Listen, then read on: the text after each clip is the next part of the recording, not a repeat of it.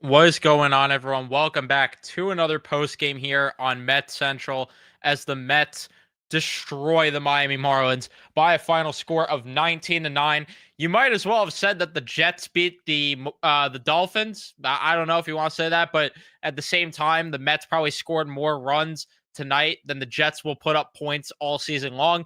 So I don't even know if that's really valid to sit here and say that, the Jets comparison or Giants too. Like neither of them are really comparables because again, the Mets put up more runs tonight than both those teams will probably put up all season.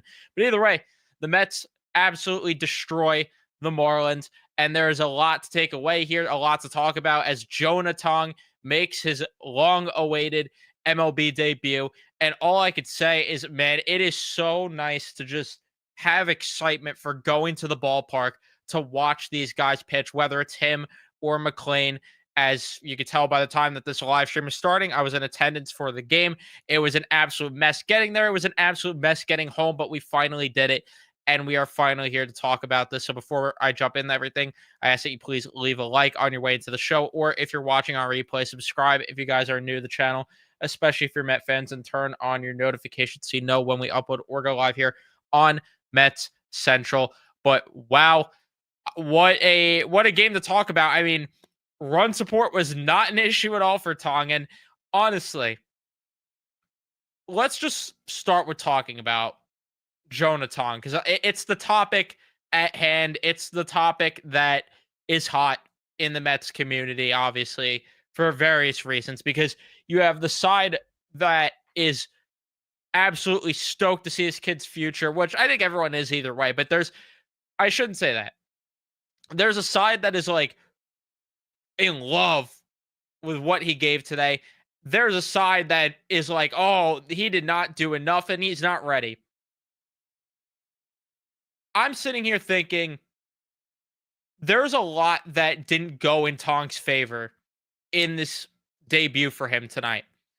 There were things that I think he could have done better at points, but I'm also not sitting here ridiculing him because when your offense, and don't get me wrong, I will take the offense doing what they did, but when your offense is out there for as long as they are, and you're sitting in the dugout waiting for pitching changes in the first inning and the second inning, and you're waiting and waiting, especially when it's your MLB debut and you got the nerves, it's not easy.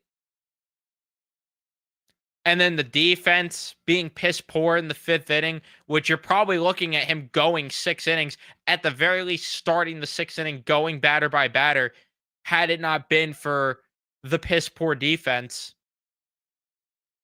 But instead, Lindor not catching a ball. Alonso, poor error. Just sloppy defense, which is something that I talked about in yesterday's post game. That can't happen. And those are things that have to get cleaned up because come October, if the Marlins are making you pay for your mistakes, these good teams are not going to let you get away with it. The Brewers, Dodgers, Padres, none of these teams are going to let you get away with those kind of mistakes come October. So those things have to be cleaned up. But I will say, in terms of the Tong thing, because I'm sitting here and I am personally excited to see what's to come. And I get that there's a side that's like, oh well, he struggled against the Marlins. What is he going to do against a good team? I'm not that worried because, to be honest with you, the thing that I was the only thing I'm a little concerned about because it was a concern in the minor leagues, and it's not like it's a long-term concern. It's going to get fixed what I'm about to say here, but just for the time being, his command was a little off at points, and I don't know if the ump was screwing him or not because there's only so much I could tell from where I'm sitting in the ballpark, but the command was definitely all over the place. There were a couple of wild pitches here and there, but I'm not worried because look at the stuff at hand. Just look at the stuff. That curveball, holy crap. It's filthy. And honestly, between that and the slider, I would like to see him throw those a bit more. and I think he will at some point. It was kind of like go with what you're comfortable with. But I mean, every single pitch, the fastball, even too, the changeup, everything. I absolutely loved just the pure stuff from Jonah Tong. He just needs to attack hitters more. I think it's that simple. And I said it similarly to Noah McLean after his first start that, it was great what he gave and everything. But all I could say is that, you need to see a little bit better in terms of just attacking hitters. And it's stuff that will improve because he's got too good of stuff for it to not improve. And for him to not get a strikeout early on, it was unfortunate because it's killed my parlay. But on the note of just the pitcher himself, Jonah Tong, it was nice to see him, one, not allow a walk despite the command issues a little bit. Number two, he still found a way to get 6 strikeouts. And third, again, these are things that are only going to improve. He's going to generate more swing and misses. And quite frankly, look at how pissed he was walking off the bump in the 5th inning. And you can't tell me that that's a kid that's just going to be content with what he gave in that first outing. No, I fully expect him to make the adjustments needed and to give you a better start than he gave you tonight, which was still good. It just sucks that the pitch count got high, and a lot of it, again, was because of the defense behind him, which unfortunately cut the outing short. And again, I think him sitting in the dugout for as long as he did during some of those innings didn't do him any favors either. So I'm optimistic. Will it bite me in the ass? I don't know. But at the same time, if it does, the kid's only 22 years old. And I think next start, he's going to get the swing and miss stuff going more. Like I said, I think he's too good not to. And he didn't allow a lot of hard contact either throughout the start. If I'm not mistaken, if we're going to look at hard hit balls, he allowed none in the first inning. He allowed 2 in the second inning. Both resulted in outs. He allowed 1 in the 4th inning and then 2 in the 5th inning. So he allowed 5 hard hit balls tonight. I'm sorry. I'm not worried. If you expect me or if you are worried, I don't know what to tell you. I think that's really more of a you problem at that point. Because I saw someone on Twitter that's like, oh, if Holmes or Senga did this, they'd be getting ripped apart right now. Number one, yeah, because those guys are veterans in the league for starters. Number two, your expectations are way too high then for, again, a 22-year-old kid who's going to be dominant in this league. And number three, you're ignoring the context of the fact that, again, the defense didn't do him any favors. And I know Sean Manaea has kind of had that sort of bad fortune a little bit lately, but a lot of it, too, is injury things with him. And then with Kodai Senga, though, I don't know if it's an injury thing since he came back from the IL. But again, those are veteran pitchers that you are expecting to give you the innings. That's the difference. The difference is expectations. And I get that Tong is as hyped as he is. It might not come immediately. But I still was impressed with the 5 innings he gave compared to the 5 innings Sean Manaea and Kodai Senga give. And again, with those guys, they're being paid to give you more than what they are, especially Manaea after last year. But with that being said, the Mets also put up 19 runs in this game, which is also of note. Juan Soto getting started in the first inning. Alonso gets on base. Vientos, Nimmo tanks one. Alonso gets a 2-run shot in the second. Marte drives in a run with a single. Taylor with a double. Lindor gets a double. All of a sudden, it's 12-0 by the end of the second inning. 2 pitching changes already, and the Marlins were down the 1 mound visit by the end of the second inning. Then Tong had that bad fortune, like I said, in the 5th inning with the defense. Nimmo hitting a solo shot in the 6th inning. Vientos had a home run off of a position player because why not? Taylor had a double. Terrence, he had a home run. And all of a sudden, 19-5. To the point where they were able to put Cedric Mullins in for Soto, which, once again, I don't love putting Cedric Mullins in center field when him and Taylor are sharing an outfield, but how many times am I going to scream about it, I guess? And I'm not, I won't say anything with Mullins. I just very frustrated with him. But then Luis Torrens comes in to pitch. And this is the first time in Mets history that a position player came in while they were winning. And I don't love, to be honest with you, the decision to do it. I get trying to be cute. You want to save your bullpen. I would have just rather them, and I can't believe I'm saying it, just put Stanek and just be done. Part of it's because I just want to get the hell home at that point. Like, I have no interest in watching Otto Lopez tank one off Luis Torrens. Liam Hicks tank one off Luis Torrens. Troy Johnston hit a triple. And Stanek, I mean, in blowout games, he does succeed, and he had a fairly quick outing, which was nice for once. Because usually he finds a way to extend it to like a 40 pitch outing. Credit to Castillo, by the way, too, for eating a couple of innings. That was nice. And he's probably going to be DFA'd by tomorrow. They'll call up a fresh arm. That's just the way this goes. But I appreciate Jose Castillo giving 2 innings to save a couple of guys. And then Ryan Helsley, too. All I could say is this.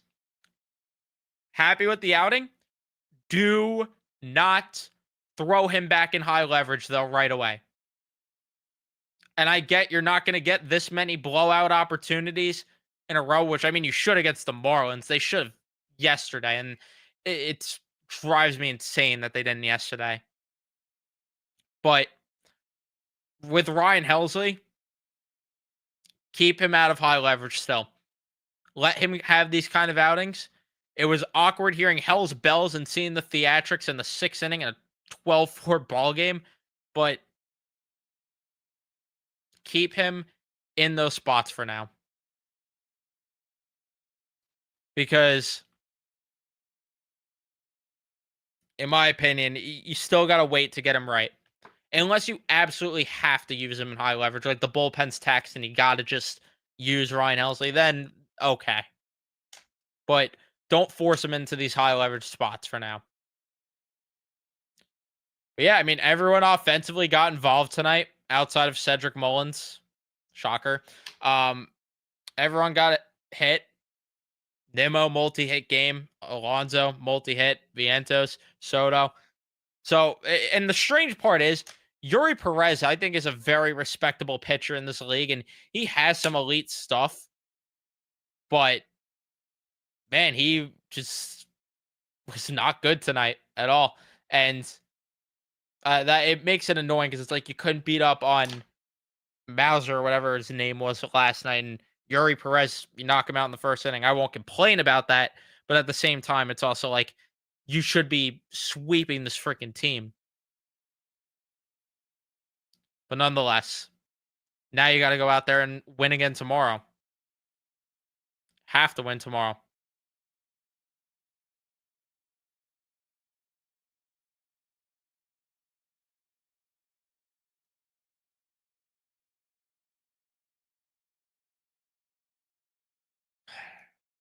But either way, let's see what you guys are saying in the chat right now. Died laughing watching the Marlins position player.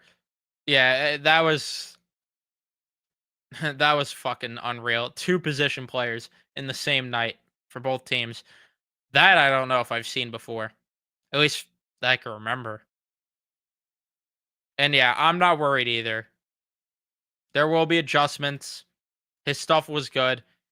And like you said, you were saying it during the game too that yeah, like he just got hurt by having to sit in the dugout a lot. And I know that people might be like, "Oh, that's a stupid excuse." There's something real about that. I mean, think about when the Mets beat up on Christopher Sanchez the other day, who hasn't allowed that many runs. Think about Alec Boehm being a baby, causing that 20-minute delay, and how that probably affected his own pitcher.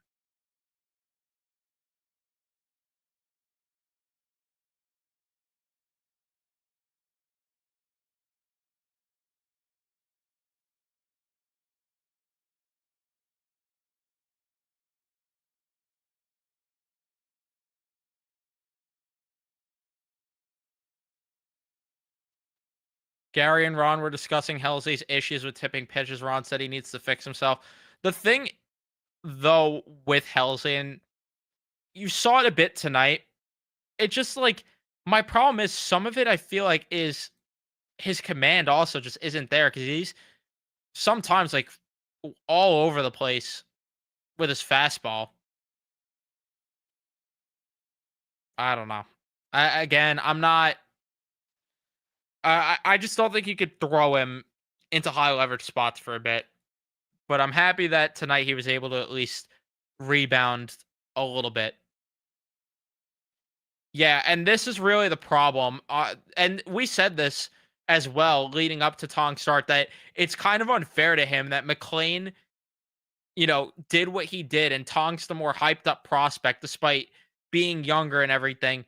It's kind of unfair with how good McLean has been to Tong because it's like now Tong, people are going to expect him to be just as good, if not better.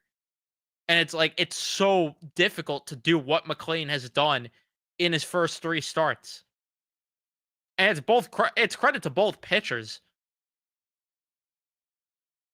But we were saying that leading up to it, like that was naturally going to happen. And Mets Twitter doing what it does best and saying, Tong wasn't good enough. He wasn't doing that great against the Marlins. Come on, come on.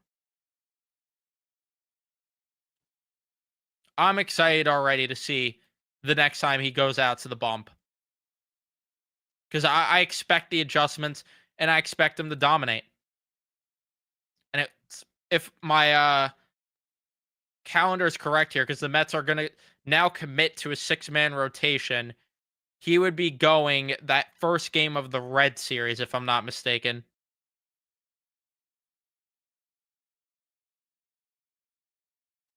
And he also might get a game in Philly. He might get a game in Philly if I'm lining this up correctly. The last game. So we'll see. And this too. Yes. And we still haven't seen them all because Sproat is going to come here at some point. And yeah, again, wasn't supported by his defense. What do you want him to do? I don't know why I'm even paying mind to like that portion of the fan base, to be honest with you, though. I really don't.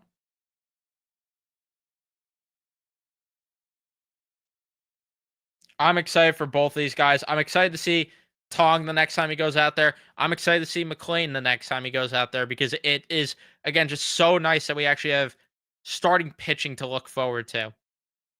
That's just, again, the biggest thing for me. But either way, I'm going to wrap things up here. Thank you, everyone, for tuning in and watching. Leave a like if you enjoyed. Subscribe. Turn on your notifications so you know I upload or go live. And I'll see you guys in the next one.